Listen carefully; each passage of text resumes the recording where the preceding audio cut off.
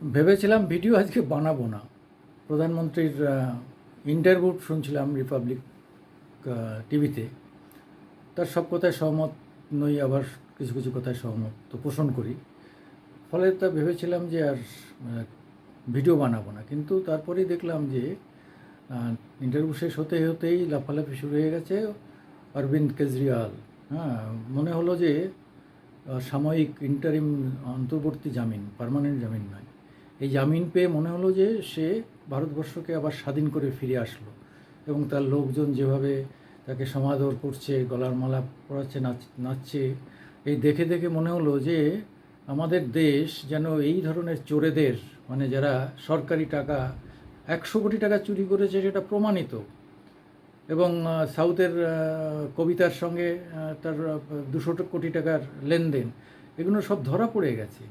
ধরা পড়ে গেছে বলেই তার অন্য যে মন্ত্রীরা, এমপি মন্ত্রী, তারা তো দীর্ঘকাল জেল খেটেছে এবং খাটছে। তাহলে হঠাৎ করে তিনি নবার ডাকার পরও যাননি, তারপরে তাকে অ্যারেস্ট করলে কি মহাভারত অশুদ্ধ হয়ে গেল। তাকে তো জেলে, মানে সুপ্রিম কোর্ট আগাম জামিন দেয়নি, সে তো বলেছে সারেন্ডার করো, তারপরে তিনি সারেন্ডার, তারপরেও করেননি, তারপরে অ্যারেস্ট হয়েছে।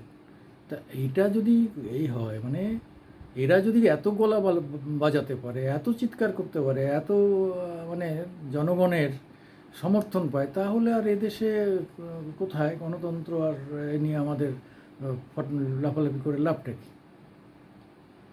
এখন যদি 4 জুন নির্বাচনে দেখা যায় যে ফলাফলে মোদি চলে গেছে, তাহলে একে তো মুখ্যমন্ত্রী আবার করবে শুধু নয়, তাকে প্রধানমন্ত্রীর জন্য ক্যান্ডিডেট হিসাবে হয়তো ঘোষণা করে দিতে পারে। আর যদি মোদি আসে তাহলে এর বেরোনো কষ্ট হবে, এটা পরিষ্কার হয়ে গেছে। মানে করাপশানের জিরো টলারেন্স থাকা উচিত যে কোনো দলের, যে কোনো সরকারের। এইটা যদি থাকে সব সরকারের, মুখে বলবো না আমরা করাপশন করি না, হাতে নাতে সব ধরা পড়ে যাচ্ছে করাপশন করা হচ্ছে, তারপরেও চিৎকার করে বলবো সমস্ত ইডি সিবিআই অমুক তমুক হ্যান ত্যান এইসব করছে, এটা বললে তো হবে না।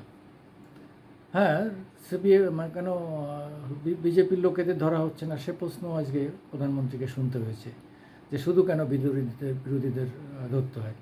হ্যাঁ, এটাও ঠিক, বিজেপির লোককেও খুঁজে বের করতে হবে। যদি জিরো টলারেন্স অফ করাপশান হয়, এগেনস্ট করাপশান হয়, তাহলে আদার্স শুড বি অ্যারেস্টেড।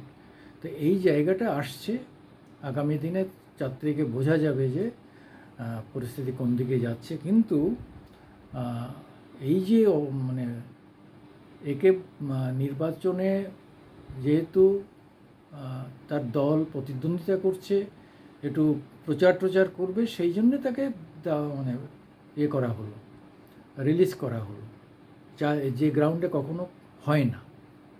এইটা কোনো গ্রাউন্ডই নয় বেল পাওয়ার। তবুও কী ভেবেছে আমাদের দেশের শীর্ষ আদালত অর্থাৎ সুপ্রিম কোর্ট।